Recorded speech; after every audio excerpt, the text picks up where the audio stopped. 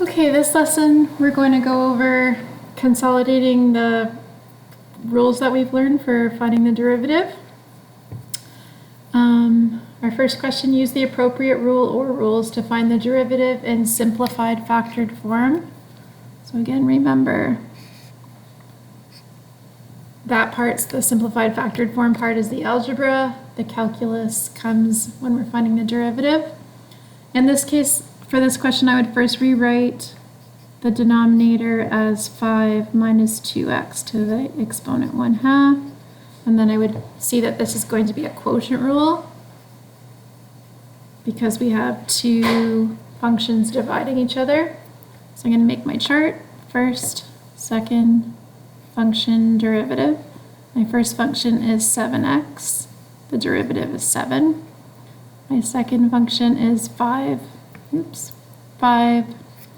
minus 2x to the half, and the derivative is going to be a half times 5 minus 2x to the negative half times the inner derivative, which is negative 2. You can multiply those together and get negative 1.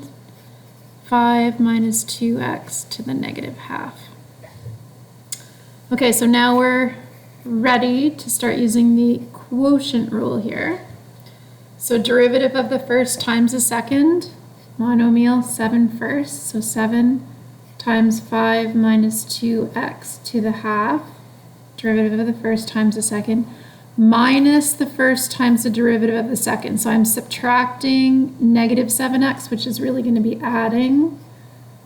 There's my monomial term, and then 5 minus 2x to the negative half.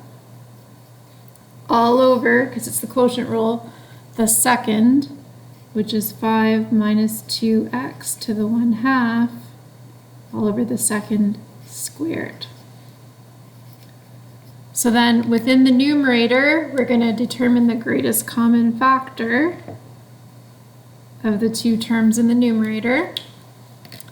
And they both have 7 in common, and 5 minus 2x to the negative half is going to be my greatest common factor. When I divide the first chunk by this, I'm going to get 5 minus 2x to the 1. Divide the second, and I'm going to get 7x divided by 7 is x, and those two divide out. All over the second squared, so keep the base and multiply the exponents. I'm going to get 5 minus 2x to the 1. And then these are powers with the same base. So on my next time through, as I'm working to simplify this and put it in simplified factored form, I'm going to keep the base 5 minus 2x and subtract the exponents. Negative 1/2 minus 1 is negative 3 over 2. And at the same time, I'm going to clear this up, so it's going to be 5 minus 2x plus x. I'm going to bring this term to the denominator so that the exponent can become positive. And then within here, 5 minus 2x plus x is 5 minus x. And then just write it nicely. So my numerator can't be factored any further. 7 times 5 minus x over the root of 5 minus 2x all cubed. Okay? So there is my derivative in simplified factored form.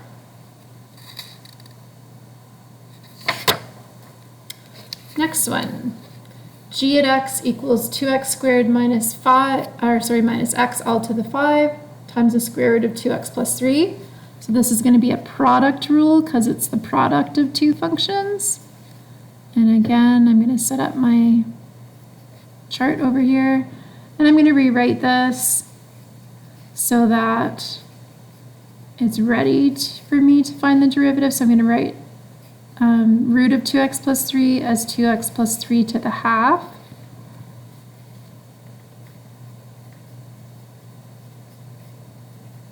Derivative is going to be 5 times 2x squared minus x to the 4th times 4x minus 1.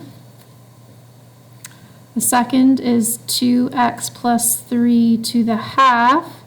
The derivative is going to be a half times 2x plus 3 to the negative half.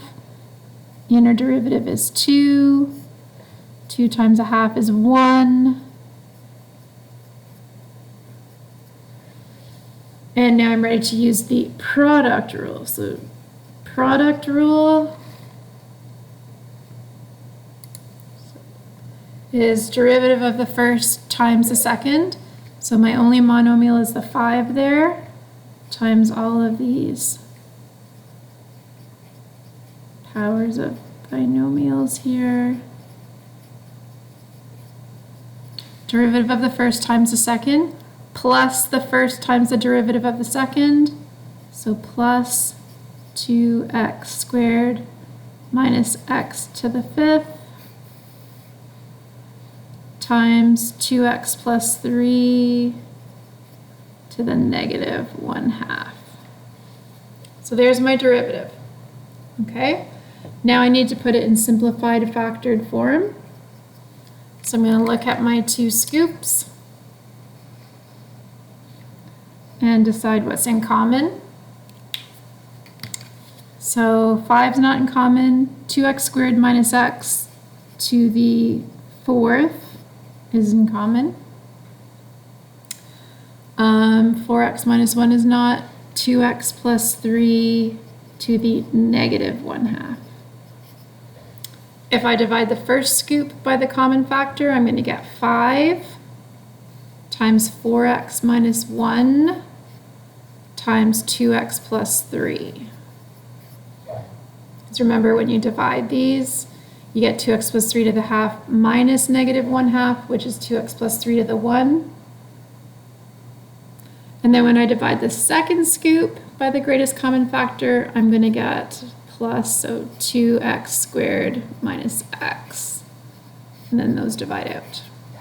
So there's factored form, but not simplified. So we'll keep going here.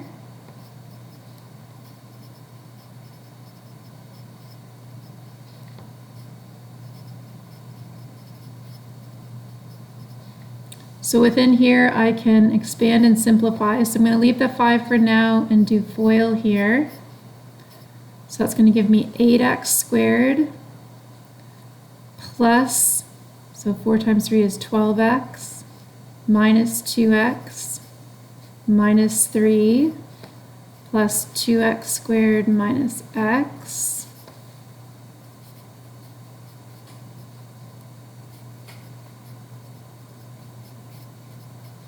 I'm going to move this to the denominator. So the exponent becomes positive. And then I'm going to distribute the 5 here. So I've got 40x squared plus 60x minus 10x minus 15 plus 2x squared minus x.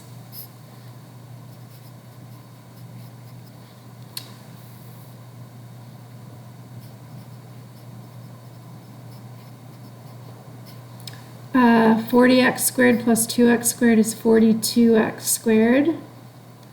60x minus 10x is 50x minus 1x.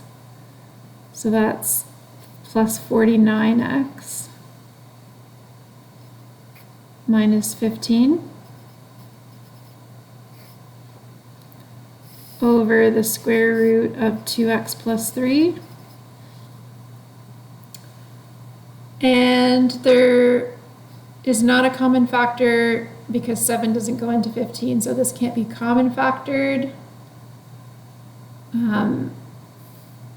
It isn't a complex trinomial. So this is simplified factored form. There is one thing though, this would probably be the answer in the back of the textbook, but I'll show you one little thing here that you may have noticed and be wondering about, is within this bracket here, I could rewrite this as, could factor out x and write it as So 2x squared minus x actually has a common factor of x, and that's all to the fourth.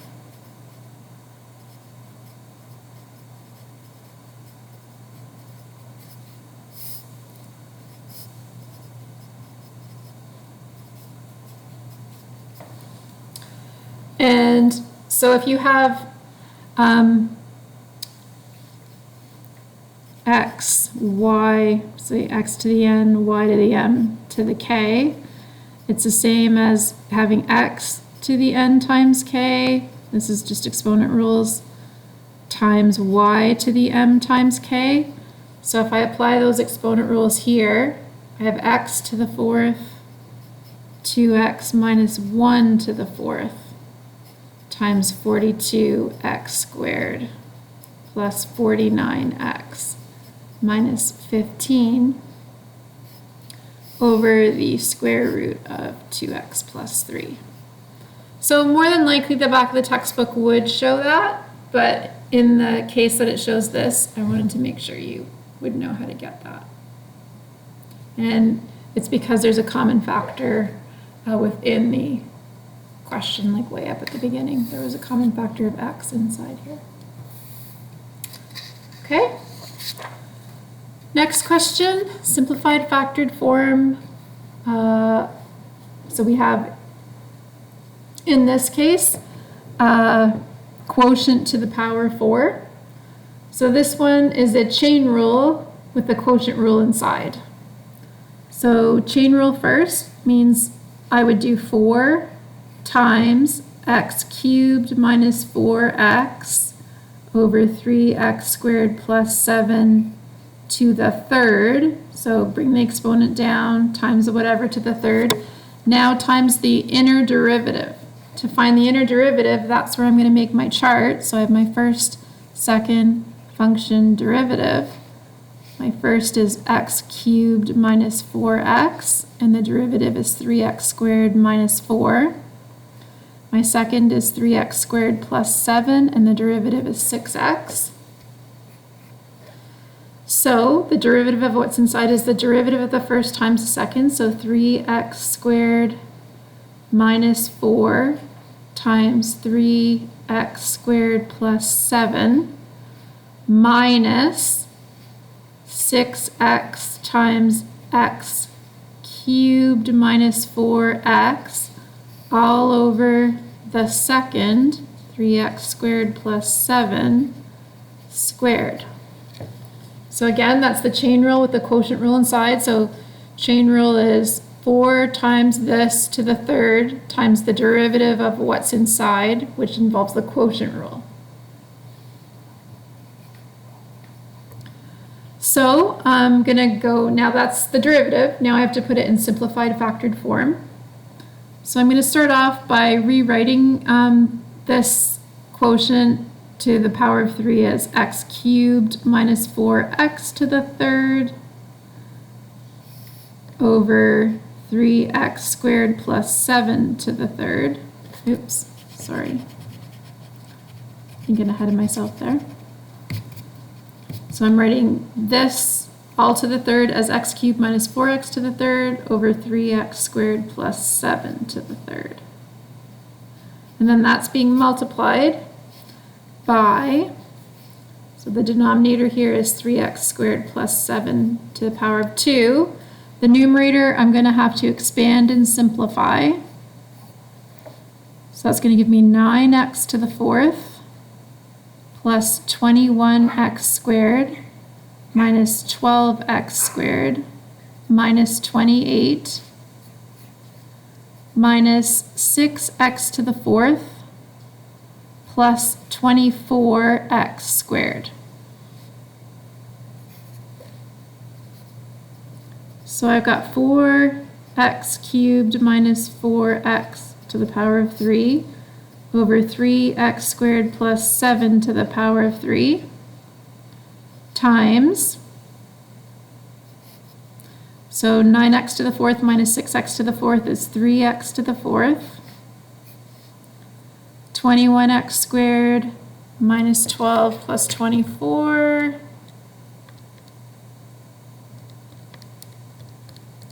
is plus 33x squared. So that takes care of those. Minus 28 over 3x squared plus 7 squared. Now if you look here, I'm multiplying the denominators together, and so those are powers with the same base.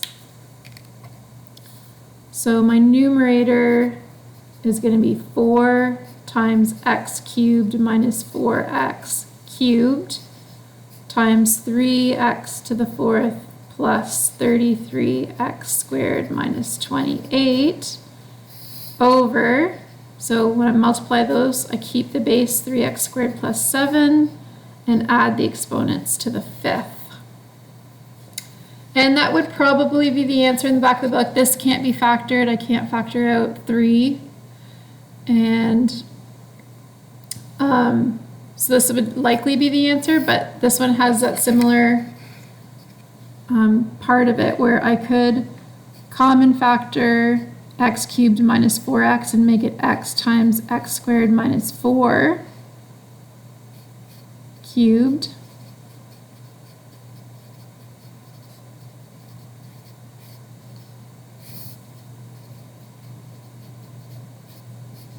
And just, I'd be happy with this. This is fine here, okay? This could also be rewritten as 4, and then x cubed, x squared minus 4 cubed, 3x to the 4th plus 3x squared minus 28 over 3x squared plus 7 to the 5th.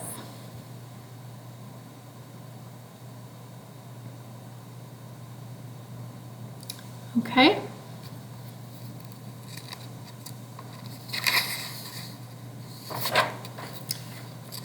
Find the slope of the tangent to the curve f at x equals the root of x plus 1 over 2x at the point where x equals 8.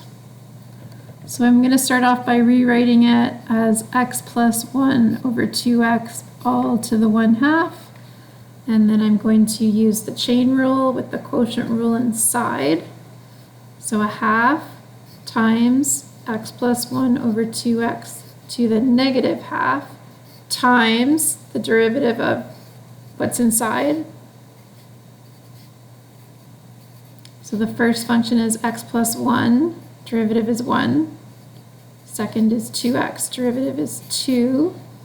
Derivative of the first times the second, minus the first times the derivative of the second, monomial first, all over the second squared. Be careful to square the 2.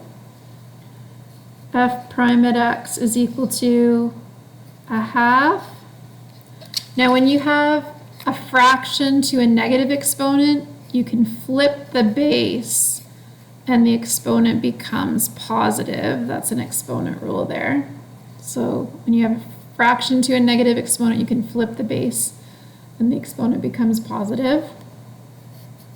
And then here, 2x minus 2x minus 2 over 4x squared.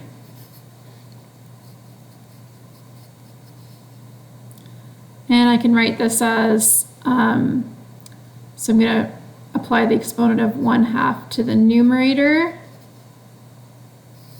and to the denominator, and then clean this up. So 2x minus 2x is 0, so I've just got negative 2, and at the bottom I've got 4x squared.